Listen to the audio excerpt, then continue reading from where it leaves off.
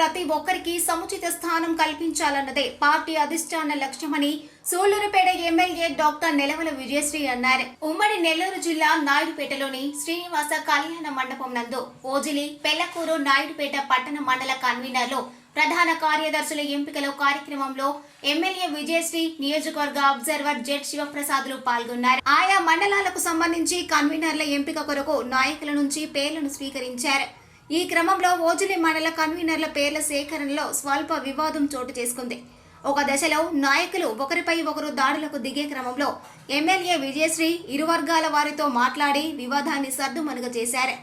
అనంతరం ఎమ్మెల్యే విజయశ్రీ మాట్లాడుతూ ముఖ్యమంత్రి నారా చంద్రబాబు నాయుడు ఆదేశాల మేరకు మండల కన్వీనర్ల ఎంపికను పటిష్టంగా నిర్వహించడం జరుగుతుందన్నారు. పార్టీ కోసం కష్టపడి నాయకుల్లో పట్టు ఉన్న వారికే కన్వీనర్లుగా అధిష్టానం ఎంపిక చేయనున్నట్లు తెలియజేశారు.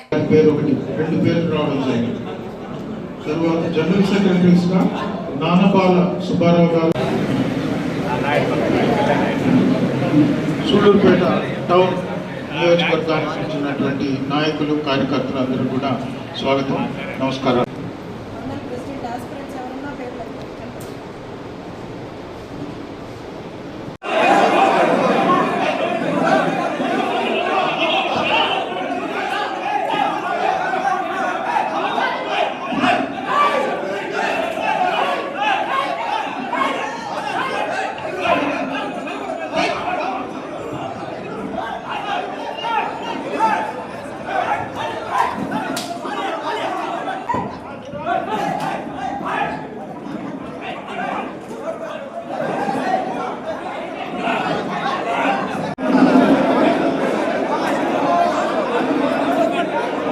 ముఖ్యమంత్రి శ్రీ నారా చంద్రబాబు నాయుడు గారు అందరికీ కూడా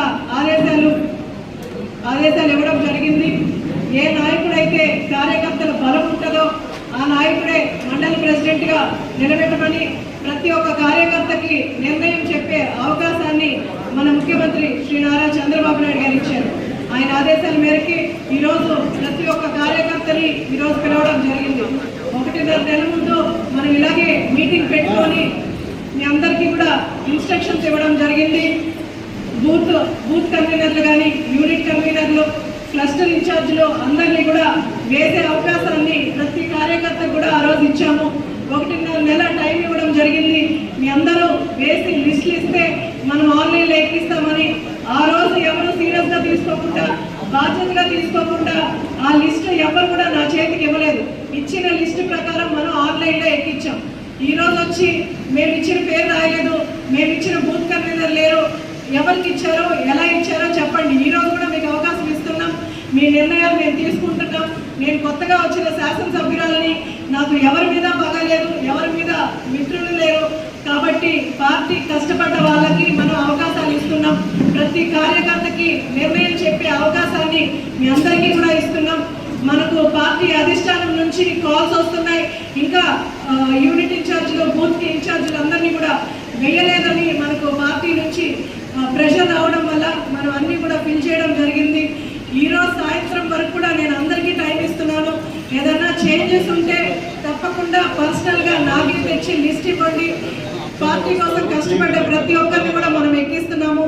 అలాగే పార్టీ కార్యక్రమాలకు కూడా మెంబర్షిప్స్ కావచ్చు, ఇప్పుడు జరిగే సుపరిపాలన తొలి అడుగు కార్యక్రమాలు కావచ్చు, తెలుగుదేశం ప్రతి కార్యకర్త కూడా బాధ్యతగా తీసుకొని చేయాలి. అంతేగాని మాకు వాళ్ళు చెప్పలేదు, వీళ్ళు చెప్పలేదు అని సాకులు చెప్పడానికి లేదు. రేపు నేను సీఎం గారికి కూడా ఇలాంటి సాకులు చెప్పను. నా బాధ్యతగా నేను తీసుకొని చేస్తున్నాను. ప్రతి కార్యకర్త కూడా అలాగే పనిచేయాలి.